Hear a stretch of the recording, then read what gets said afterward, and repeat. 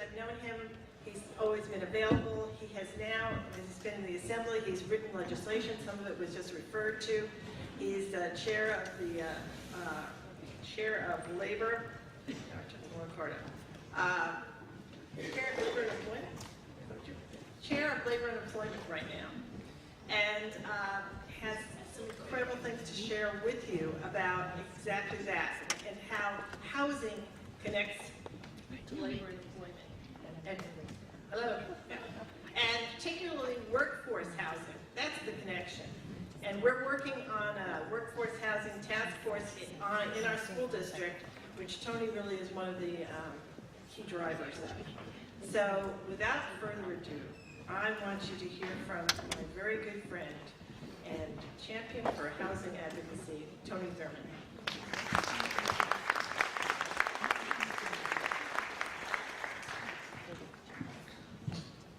Thank you, Madam President, Madam Board Member, constituent. You know, you have to always take care of your constituents first, right? Because without you, we would not have these opportunities to serve. And it is a great opportunity to serve, especially at a time when our budget has been relatively better, that we can make some investments. And sadly, you know, our state hasn't made the kind of investments that we need to help us keep pace with what should be, as you heard today, 180,000 units annually to keep pace with population. Needless to say, we are far behind. Thank you to the League of Women Voters for having this great forum. We are indeed experiencing a housing crisis. And you know, as I thought about my remarks today, I thought about where you're doing this event. You know, I'm a San Jose native. I was born at Fort Ord. And when there was a Fort Ord, and I'm sorry, CSU Monterey, right? And all the Monterey people said, yes, get it right. You know, my mother emigrated here from Panama as a teacher. And my father emigrated all the way from Detroit, Michigan, trying hard as a young man to escape really a difficult situation in Detroit, found his way into the U.S. Army, and sadly in Vietnam. And you know, when I met my father for the first time, you know, I was almost 40 years old. And he said that the physical and mental scars of Vietnam were just too much for him to return to his family. And my mother raised 4 kids by herself until she couldn't anymore. She had cancer and succumbed to her battle when I was 6 years old. And you know, life changed, as you might imagine. I moved 3,000 miles away to live with a cousin who raised me as her son. She never knew me when she took me into her home. And she raised me in Philadelphia, and she saved my life and got me an education and made sure that I understood that my life would be different than it started. Went to college, became a social worker for 20 years, working with foster youth and seniors and people with disabilities. And you know, I realized in social work, all the people that I worked with were impacted by poverty and poor educational systems and substance abuse and all these systems. And I thought, well, we need to change the systems that impact those that we serve. And so I thought, get into politics. And everyone said, well, you're a social worker. I said, well, I'm a political social worker. And we're better to do my social work practice, but in politics, to try and change the policies that ultimately impact those who are negatively impacted by poverty and other social conditions. And so it's been an incredible experience. It's been incredible to represent the 15th Assembly District, great cities like Berkeley and Oakland and Richmond and El Cerrito and Kensington and Albany, and to really have this conversation about how we serve in our district. And you know, I did not intend to really have a bunch of housing bills. You know, I came to the Capitol, I thought my job was to restore all the cuts that I had seen to our health system and to our social sector. And I came up to say, let's, you know, people said, don't ask for any bills that cost money. And I said, well, why would I do that? Because all the cuts that have been made, we must restore them, and we need money. And I'm excited to see the Prop 13 reform sign up there, because when we finally reform our tax system, we'll have the money to properly take care of our priorities like education and healthcare and housing. And so, but the housing crisis has been felt throughout our state, and I was hearing it from our constituents. I was hearing that the average home price was exceeding in Oakland $1 million and upwards. And I was hearing working families who couldn't find anywhere to rent in our district. And I was hearing that we were losing the diversity of our district in cities like Oakland and Richmond and Berkeley, where the income divide was pushing people out. And in some ways, we were almost victims of our own success, because we live in Silicon Valley. And I always joke, my mom actually bought a home in the valley before there was a Tech Valley, when it was the Valley in San Jose. And what it would be worth today, there would be no way that I or any of her children could ever purchase that home and live in that home again. And we're seeing that the lack of keeping pace with population growth, and at the same time the success of our tech sectors and other sectors has brought those who have higher incomes to our area, which is great, but we don't want that to displace those who have not enjoyed that same economic success and cannot continue to live in these areas. And so what that has translated into is that we hear that even those who have good jobs will travel 2 hours each way to go to work. What we've heard in the South Bay is that people who work in technology are living in campers because they can't find a place that they can afford to live. Our cities have been really hamstrung in their ability to address the housing crisis. And everyone looks to the cities and counties and says, do something about it, do something about it. But the state, before I got there, took away redevelopment, right? I gotta make that caveat known, because as a city council member in Richmond, redevelopment was a key tool for us to promote housing and affordable and economic development. And so that is a measure that must be replaced. When you look at the loss of redevelopment, you're talking about what is a sum total of at least $1 billion of lost revenue available to promote affordable housing in our state.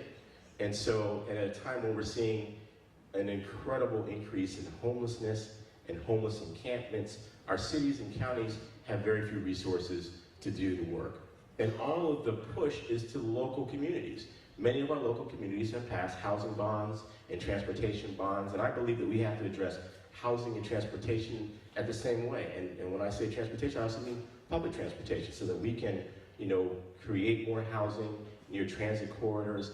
And so, but we can't expect our local citizens to do all of the lifting. I was on supporting farm worker housing, and a bill that I reintroduced this year, a bill that would provide money to school districts to provide teacher housing. Yes.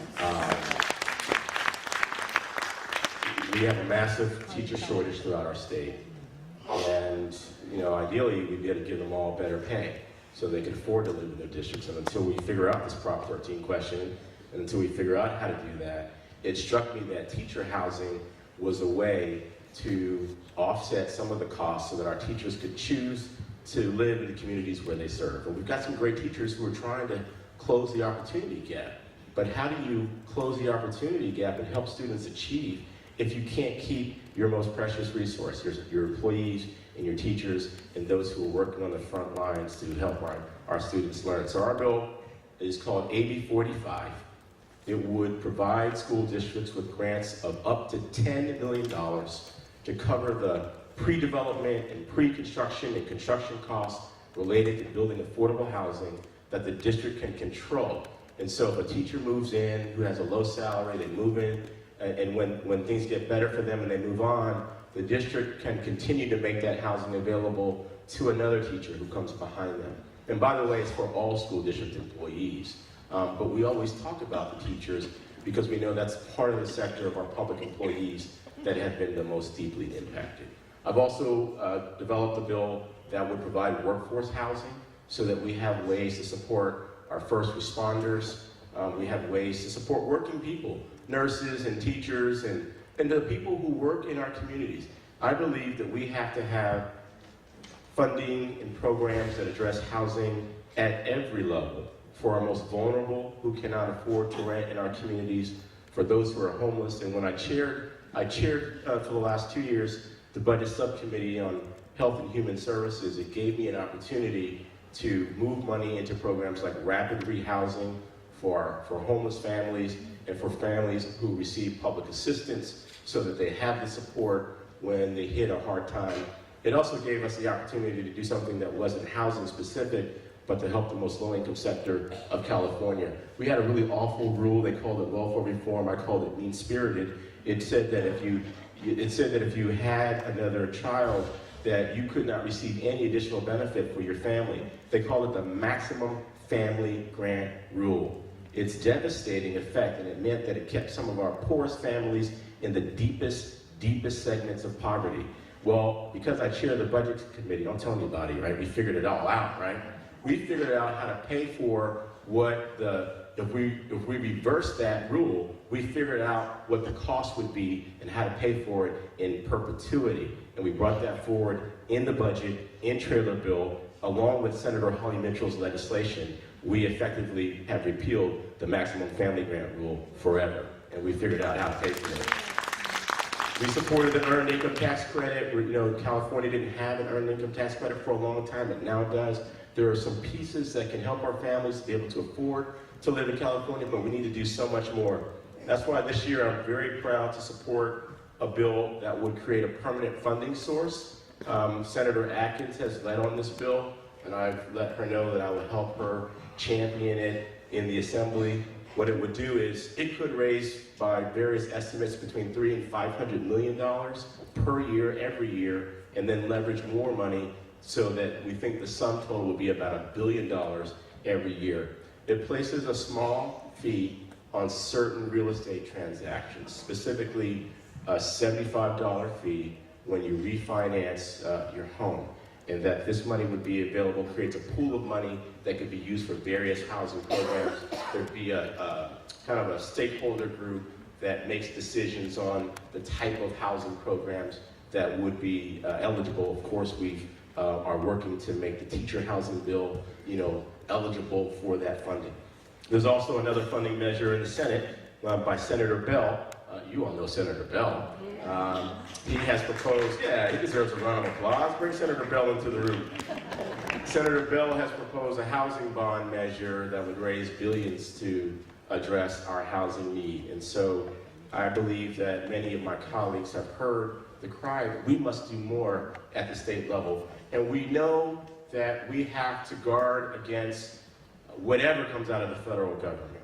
And we've already seen that this administration has cut programs that help homeowners address the cost of their mortgage interest. So we know that California has to be the last line of defense against whatever the Trump administration might try to do against California to reverse what we've done on our healthcare gains around the Affordable Care Act. Many of us are talking about what a single payer bill strategy might look like, because when Congress says they're going to strip away the Affordable Care Act and put people up from having insurance with no insurance, we know that we've got to say that having health care is a right and that we have to insist that we do it. We've done so much to provide health care for all, for undocumented children.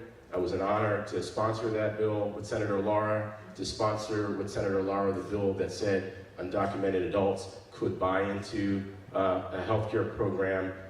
We know that we've got to be prepared to stand against whatever attacks might come from this administration, and to say that we don't believe in splitting up families. We believe that there's a pathway to citizenship. I know it because I experienced it. I was raised by a naturalized citizen, and so that's why we put so much money into naturalization.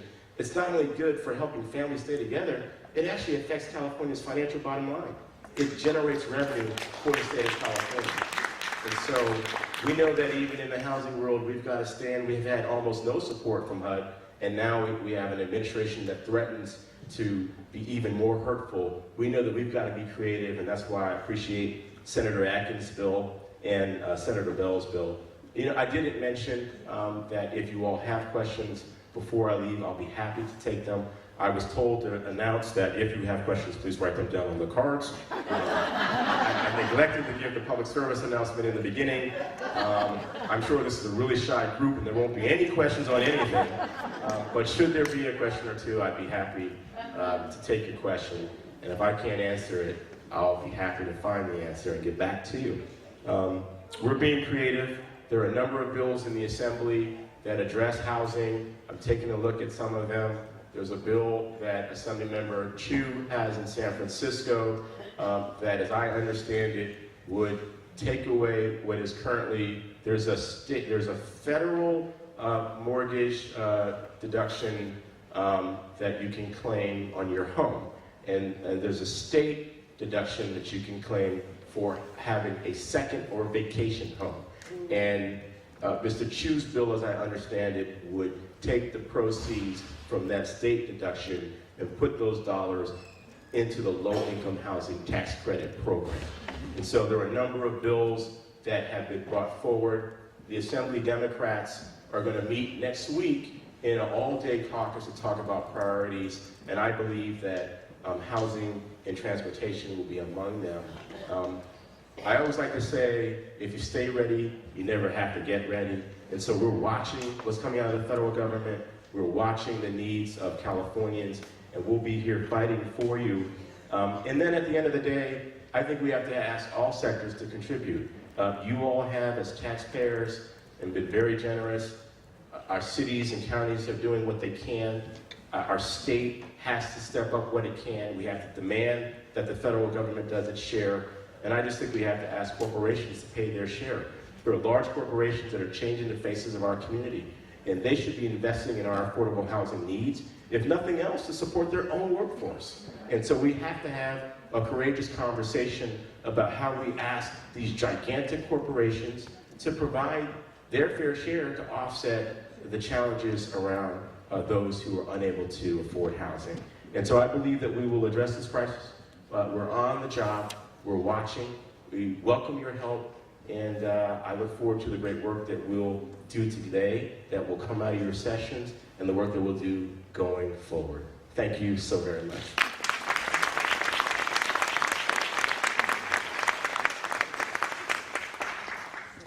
They sent me a note here that there probably are some questions, and that I was supposed to stall for time since I gave the announcement so late. If you want to jot down your question, we'll be happy to take them, and I'll just read through them. Report, please. The question says, if you would repeat the number of bills we should be supporting. Well, you know, if you believe in the teacher housing bill, I'd say absolutely, please support AB 45. If you believe in teacher housing. The Atkins bill is a Senate bill, and just want to make sure I'm going to check with our housing advocates, Mr. Lane and Ms. Nicely, and our friends from housing. If I get the number wrong, I believe the Atkins bill has been numbered SB 2. We got it right. We got a 2. We got a winner. We got a winner. SB 2 is the Atkins bill. Let's see how much more Mr. Lane can do, or if anyone else can. The Bell bill on housing. SB 3. Wow, he's on a roll. And so we are rapidly approaching our deadline where all bills have been introduced, have been through Ledge Council, and in March we'll have our committee hearings. These are 3 of the bills that I would recommend. I know that you're going to hear from some folks from HED and Mr. Lane and others. They can probably tell you about the plethora of bills that are out there. There are many. I'll be honest, I focus on the ones that provide funding, because I'm sick and tired of people saying, do more with less. I've never met anybody who did more with less. And if you do, would you introduce me to that person? Because I've got a lot of questions for them. And so I believe that you get what you pay for. And the 6th wealthiest economy in the world should be doing a better job by its citizens on housing and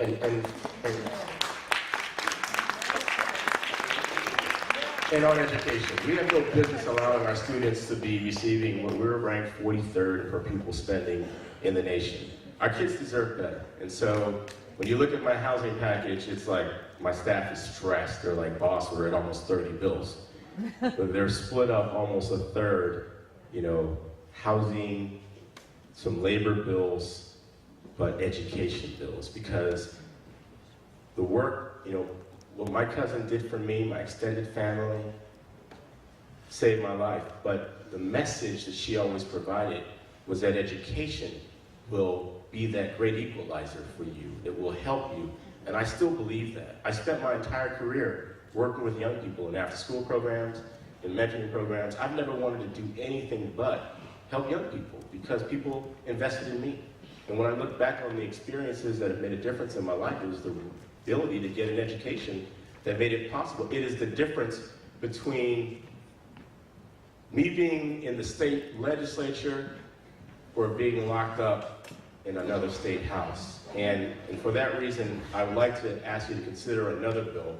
I have a bill that taxes every single company that receives money from our state for prison-related services. And we think that we can generate $500 million from this bill, and we're gonna put those dollars into the one thing that everyone has always said if we invested in, we keep kids out of the criminal justice system, and it's universal preschool. And I'm sick and tired of people saying it and not funding it.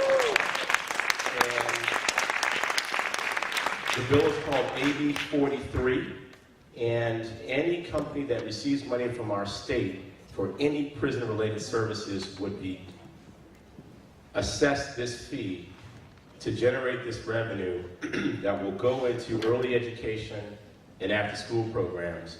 Because I'm just sick and tired of people saying, well, we got to do more on prevention. Here's our opportunity to stand up and step up and say, we think it's better to educate than incarcerate. So I hope that you'll support AB 43 as well.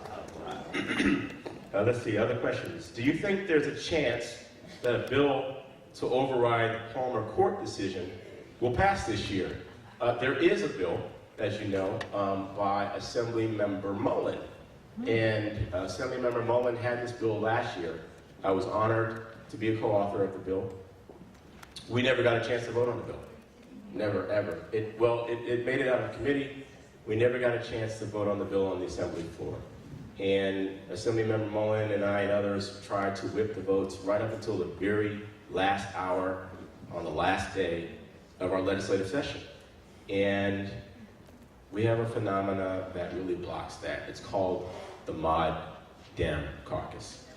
There are some Democrats who define themselves as moderate Dems. Sometimes they say business Dems. They take their marching orders from WISPA, the Western States Petroleum Association, by the Tobacco Association, and by the California Chamber of Commerce. And this group, as a block of votes, has had the power to block many socially focused and progressive focused bills. And I'm not ashamed to say I'm a progressive. I love fighting for the environment. My community has some of the highest rates of asthma and illness. And so I live within a stone's throw of a major refinery from Chevron. And when they had their fire 3 or 4 years ago, where they sent 2,000 people to the hospital, I could see the smoke from my kitchen window. I was jamming towels in the door jambs and door cracks and window cracks and trying to explain to my kids what this was, and I didn't know what it was. And so for those reasons, I was honored to be a co-author for SB 32, to say that we have to promote renewables and reduce greenhouse gas emissions. I was honored to be a co-author of SB 350 that says we have to move away from our dependence on oil and use renewables. And I was honored to carry a bill that closed idle oil wells in our state and that strengthens enforcement for those companies that have gas and leaks and spills in our community. I think that there's a chance that Mr. Mullen's bill could pass this year. We need your help to help undo the force of the Moderate Dem Caucus. Your Bay Area members are going to be in support of the bill, but we need you to reach out to your colleagues throughout the state to say that this is an important bill and that we need for Assemblymember Mullen's bill to be able to pass. What's the number? I don't know if it's been numbered yet. I'm going to try my lucky charm here, Mr. Lane again, and see if he knows the number for Mr. Mullen's bill, the inclusionary zoning bill. Has it been numbered yet? Hasn't been introduced yet. We cannot stump that man. He knows housing, and he is still a school board member? Former school board member. So he gets what we're trying to do in the link between our housing challenges and our education challenges, and I know you're going to love his presentation. Let's see, the next question is about tax credits for housing and the restrictions on the paperwork. Can the regulations be eased. Should I let HED handle that one? You know, I guess this is when I said if I didn't know the answer, I'll find out for you. I think that the answer is yes. The regulations can be eased. This has not been government's strong suit, though. We have found a way to make it harder to do things in every sector, and we've got to do a better job of it.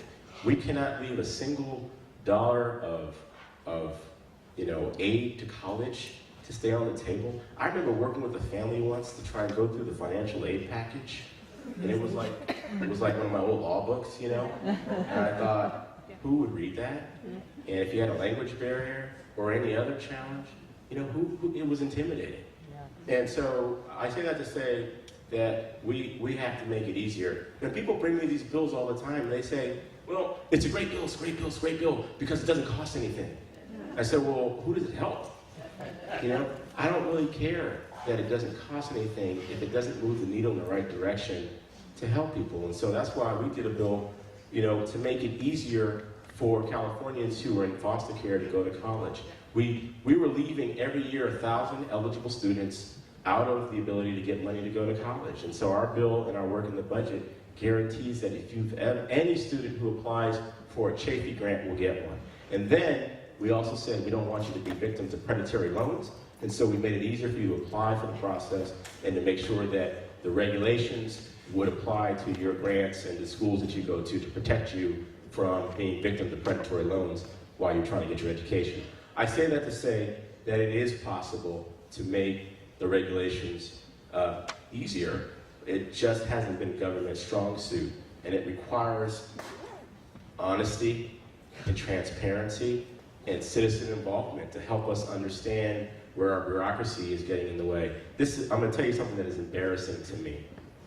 We have the oldest computers and databases in the world, right? We spend hundreds of millions of dollars on technology contracts to manage the delivery of services in our healthcare and social services sectors. It is embarrassing to me that we do this because we live in the foot of the greatest technology sector in the world. And so I know that we can do better. This is how I know that we can do better. Because every time I get a new device, a cell phone, my 14-year-old daughter, my IT department, shows me how to do it, how to work it, without reading a manual, right? I got a new cell phone, and I was trying to figure out how to work it, and I was reading the manual. She might have been 10 years old at the time. She grabbed the manual out of my hand. She said, "Do not read that." She started to do things to the phone. It was a slider phone, right? I know, she was embarrassed. She's like, "Dad, really, a slider phone?" I thought she broke the phone, right?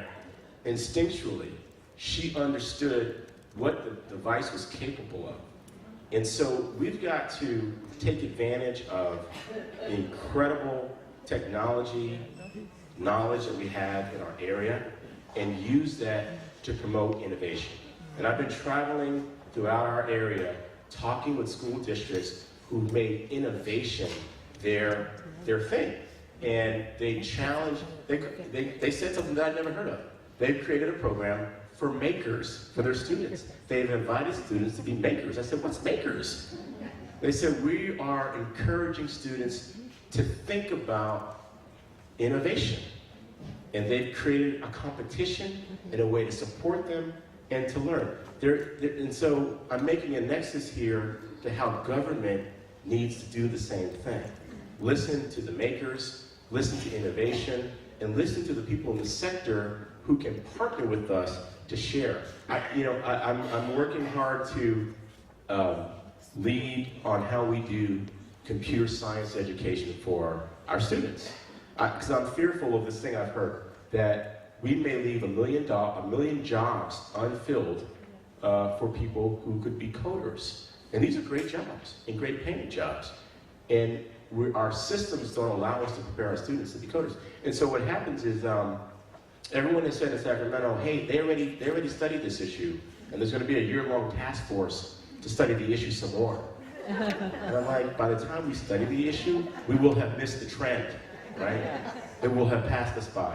And so what I've suggested we do is we work with our leaders here in Silicon Valley and throughout the state and our makers to understand how government and education can, in the curriculum, prepare our students for the jobs that are coming forward in technology, whether that's coding or whether that's IT, and there's so many other opportunities. And so, again, the nexus I'm making is that we've got to follow those who know how to innovate to help government do a better job in innovating.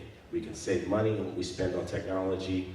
We can make the process easier for people to get benefits. If people are applying for the Earned Income Tax Credit, that should not be an onerous process. We have to make that easy. We have to make it easy for the incentives and the tax credits that anyone might pursue for housing to be easily accessed. So I thank you for the question, and we will try hard to become makers and make our government processes easier.